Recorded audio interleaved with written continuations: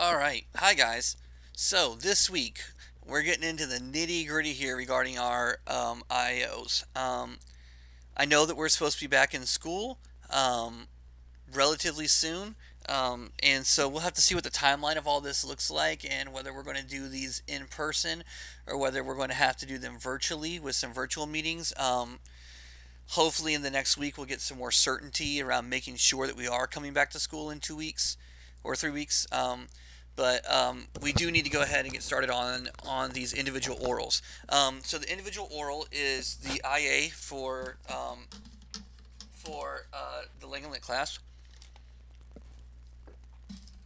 And an IA is just IB terminology for something that is graded by your teacher. What is and then those grades are used to determine whether or not you get the diploma slash pass the course and get college credit for it. What is different this year is this year all of our individual orals are going to be recorded and sent off for scoring. I will not be scoring them in house, or I might, but those are not going to be the scores which are used. The scores which are going to be used are the scores that the IB gives you. So, regardless of how well I think you do or don't do, doesn't really matter. So today I want to go through a presentation, give you a good understanding of what the IO is and what the exact requirements are, and then I've got some outlines. I've got 3 different outlines that I'm going to be uploading. You are going to pick one of these outlines to use, and then that's going to be the outline which you're going to use for your individual oral. And like I said, I'm going to be I'll show you guys these more in detail after we get through our presentation here. It's going to be imperative that you guys watch this video because you've got to kind of know what you're supposed to be doing so that way you can do it effectively. The IO requires you to well, we'll get into that. So, anyways, what's an IA? Something which is typically assessed by your teacher and then the scores used. But this year for this one, the scores are going to be sent off. So, the individual oral. Your individual oral is a 10-minute oral exam that is prepared in advance. So you have to submit your outline to me. This is a requirement from the IB. You have to submit your outline and the extracts. And the excerpts that you're planning on using to me beforehand.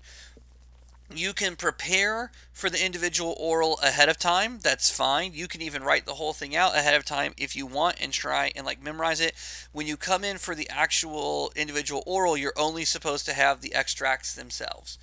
You're going to give a 10-minute oral presentation, and then there will be 5 minutes of a question and answer session between you and me. You won't know the questions in advance. And honestly, actually, I'm going to move myself over here real quick. And the questions, honestly, are my chance to like try and help you. So if I notice that you didn't talk about something that you probably should have talked about, or if one of your points wasn't very clear, the 5 minute Q&A, it's not a gotcha. It's a chance for me to ask leading questions that will hopefully lead to you answering questions or going more in depth to kind of help you score better. All right. I'm not trying to stump you. I'm not trying to play gotcha. I'm actually trying to help you, and I'm actually trying to give you the chance to get the best score possible. Remember, it's in my interest that you do well on this as well, because at the end of the day, the scores are going to come back, and if everybody does terribly, they're going to look at me and be like, "So, Price, what happened? Why did all your kids suck?" And I gotta come up with an answer. So yeah, so my job with that 5 minutes after your 10-minute presentation is to try and help you out. So what do? In your individual oral, you explore a global issue of your choice. I'm going to give you some global issues to think about, some that you might want to consider, but you get to choose whichever global issue you want. All right, and then and how it is presented in one literary work, one of the major works that we've done, and one non-literary text that we've studied. So, and the non-literary text can be an advertisement, it can be a song, it can be a poem, it can be something from the semiotics, it can be a political cartoon, it can be anything that it could be any of the kinds of texts that we've looked at. In the course that also relates to your global issue. And I'll show you what I mean here in just a minute. And then you're going to develop your argument about the global issue in relation to the literary work and the non-literary text. Um, and I'm going to give you some links to some exemplars so that way you can see those as well, and you can kind of see what a what a what an IO looks like and sounds like. I'll have some links to those in this week's folder, so that way if you're really stumped as to kind of what this looks like and sounds like, because I didn't really understand it even in my training until I heard a student version, and then I had a much better understanding of what it kind of looked like.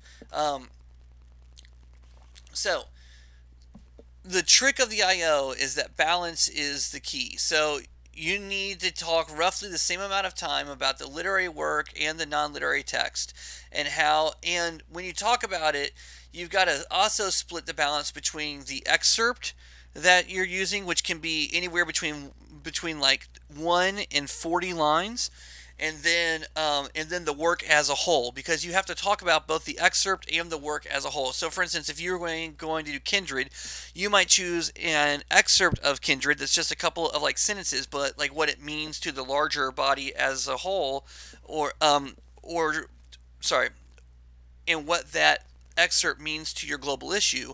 But at the same time, you also need to talk about the work of Kindred as a whole.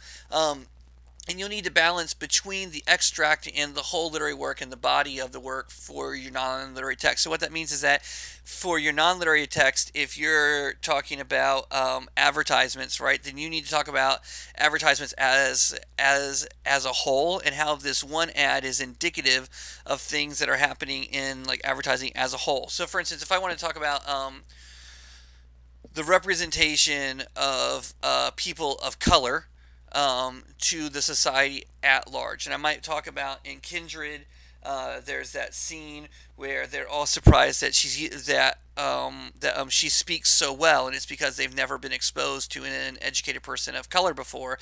And then maybe I might find some ads that kind of rely on stereotyping to present a certain idea of people of like color, and I might find one advertisement specifically that I think does this. But then I might want to talk about how this is representational of a larger systemic problem in the advertisement space as a whole, and how lack of exposure leads us to these kind of preconceived notions of things. All right. So, what does balance look like? Time wise, it means so your IO should be structured just like essay. There should be an introduction, a body, and a conclusion. So what that means is that if you do a minute for your introduction and a minute for your conclusion, that means that you've got 8 minutes to talk about the body, where you're talking about the global issue in your two text. Of that 8 minutes, you want to talk 2 minutes on the whole literary work, 2 minutes on the excerpt, 2 minutes on the whole of the non-literary text, and then two of the excerpt, right? And then that gives you 4 minutes per text, which is the 8 minutes. That's the most basic way to like structure this. There's no right or wrong way, and I'm going to be honest with you. This is the first year that they've ever done this particular individual oral. The individual oral before used to be very, very different. So this is the first year that we've ever done this particular one, and so there's a lot of trying to figure this out as we go. This isn't set in stone, but this is probably the most basic and straightforward of the structures. All right. What am I allowed to bring into the oral exam? You're allowed to bring a 10 bullet point outline, all right, that has been prepared in advance. The outlines that I am giving you here are much more in-depth than that. This is a much more in-depth outline that you would then have to boil down to just 10 bullet points, all right? So you can bring in a 10 bullet point outline, the one extract from your literary work, and the one extract from your non-literary text. All right, you cannot annotate either extract, but you can add line numbers. So you can't come in and have a whole lot of notes in the margins and like everything else. The extracts have to be clean. All right. So for instance, if you were doing an advertisement, your copy of the ad that you brought in would have to be a clean copy of the ad. So yeah, how much is it worth? So the IO is worth a total of 40 marks, and we'll get into how that's scored later. we are an HL course, so this is worth 20% of your overall IB grade. So 20% of whether or not you pass the course is based on this particular IA, and that may be more this year. I'm finding out more this week about how the courses are going to be scored this year. The IB hasn't set that in stone yet for this exam cycle because of COVID and because of students not being in classes, so on and then so forth. We're not sure how the scoring works.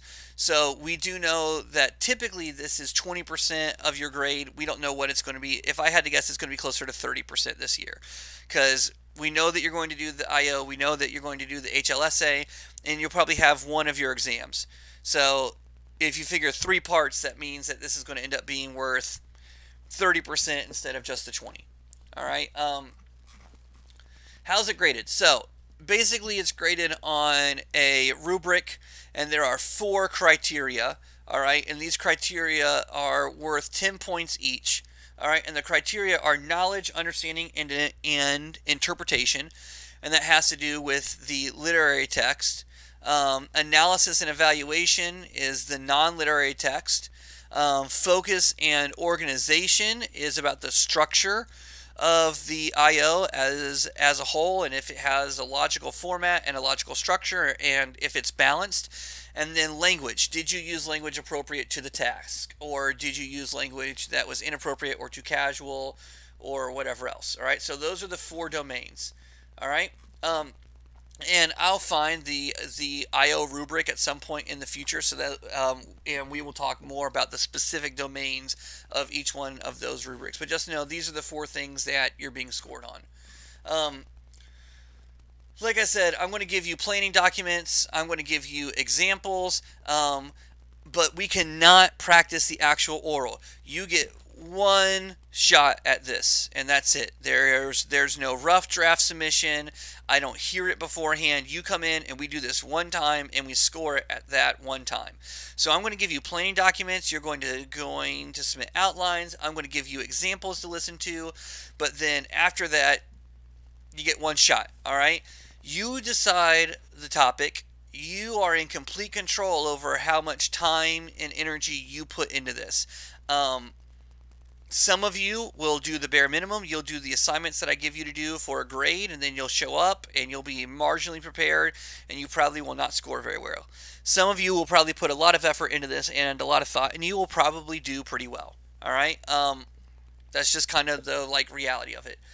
Whenever it comes to IB assessments, as is same thing with the reflective project or your extended essay, right? It's all about how much time and energy you're willing to put into it for the quality.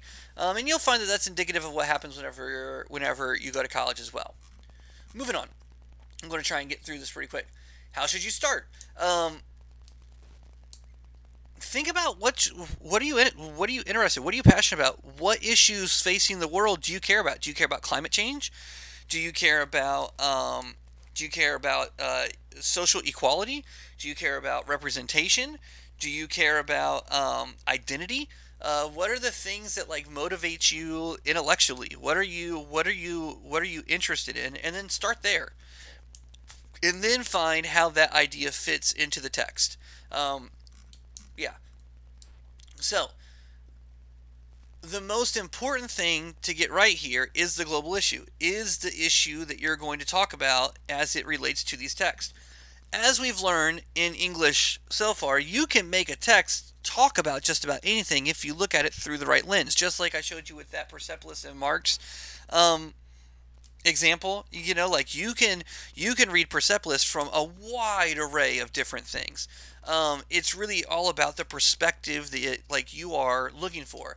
So pick the right global issue. The IB has created these 5 fields of inquiry. All right, and I'll show you those soon.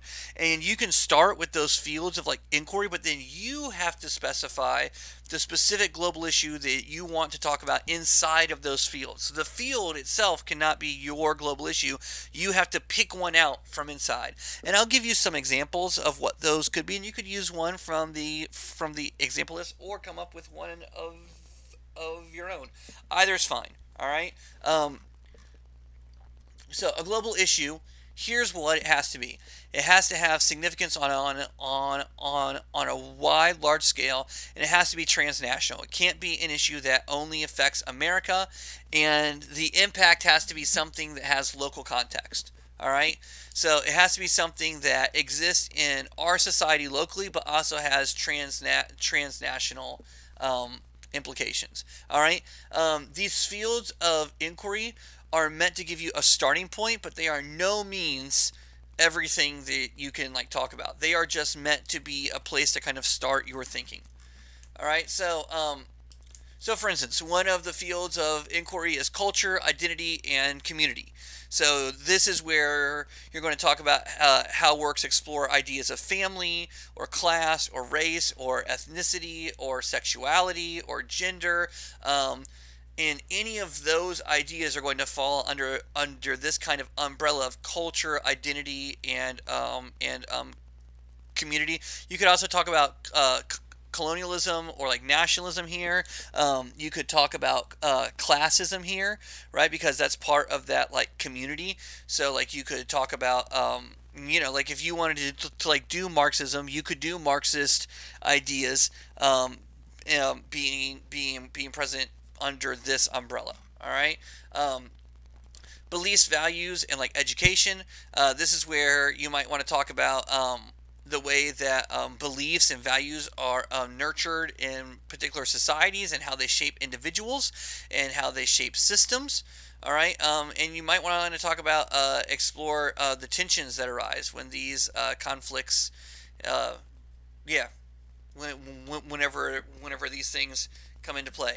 I think this is if you do some thinking, this is particularly valid here. Right. All right. And then politics, power, and justice. This is also where Marxism fits. This is also where you could talk about, racial injustice. So before you're talking more about identity, and here is going to be more about systems. All right, and systems. All right, and so think about anything that has to do with a system is probably going to fall under this, right? Institutions, systems, governments, structures of power, distribution of wealth, all of those things are going to fall under here because they are part of systems. So, yeah. And then art, creativity, and the imagination. So this might focus on the ways in which works explore the aspect of inspiration, creation, craft, beauty, the role that those things play in society at large, the impact that things like the art can have on the individual. This is where, like, for instance, if I wanted to talk about ocean at the end of the lane, I might talk about books being the refuge of the narrator, and the way that art gave him a sense of self even whenever the world around him was like collapsing, and how art can create spaces where we can feel safe, and they can help us create individual safe spaces, and that would fall under art, creativity, and imagination. All right, and then science, technology, and the environment. If you're more scientifically minded, I don't know that we've covered any works specifically that would work really well with this one, but I mean, you could probably make it work. All right, I mean, you could definitely probably find some way to like make it fit. But this is about the like relationship between humans and the environment, and the implications of technology on humans and like human society and culture. All right. So you might go from like politics, power, and justice to socio-economic inequality among immigrant communities. So this is the umbrella, and then this is the specific um, global issue that I am going to like talk about, right? And this is very, very specific, right? You could probably just do social and like economic inequality, right? And that's also a global issue, right? I don't even know that it needs to be as specific as immigrant communities, but it might fit a specific work, right? Here, I might do culture, identity, and like community, and then I might do the influence of cultural institutions on gender identity. So how institutions impact our thoughts on what gender is, or like what it means, or how we identify ourselves um, in like gender, and how those gender roles might change based on society as well, right?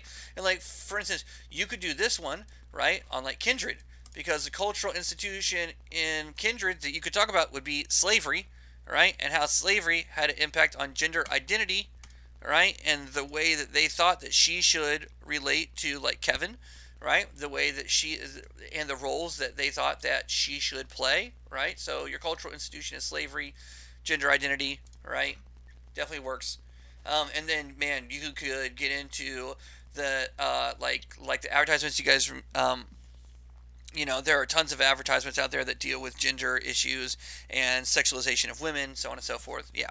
So, anyways, moving on. So, should you start with the text or the global issue? Really depends on you and kind of who you are. I would recommend starting with the global issue first. That being said, we are kind of limited on our text because of the way that because of the impact of like COVID. We're definitely working from a more limited text base than what we normally would. But I would imagine that I would probably start with the global issue first, or I might kind of do them in tandem. So I might think about the text that I feel comfortable with, and then think about the global issue, that the like global issues that are like present in there, and then once I identify the global issue, then go back to the text to find the like specific excerpt that I think works best there. All right. Yeah. Um, I'm going to skip that. Literary works. Any of the literary works that we've done in class, I'm going to specifically recommend that you choose something that we've done this year. Right? I think that Persepolis works really, really well. Ocean at the End of the Lane works really, really well. Some of you might do Kindred. Some of you might do some of the music that like we've covered in class previously. Um, there aren't really limitations there. All right. Um, Non-literary text, any kind of literary text that we have done in class. So we've done some stuff from journals, we've done articles, we've done interviews. Any of those kind of things work. And I've got a bunch of examples that you can choose from. Um, so how long should the extracts be? I'm going to recommend 20 to 25 lines because you have to cover the entire extract. You can do shorter than that, but then I wonder if you're going to have enough material to talk about for the whole time. But 40 is probably a lot to cover. Because remember, you're really talking about 4 minutes per extract. All right. If you're going to use images and like visuals, make sure that they are like relevant. Make sure that they are in color if they can be. Um, they can include language and image. So, like for instance, if you wanted to use an excerpt from a film, you can use the images from the film along with an excerpt from the script that matches those images. All right. Yeah. Uh, so you must make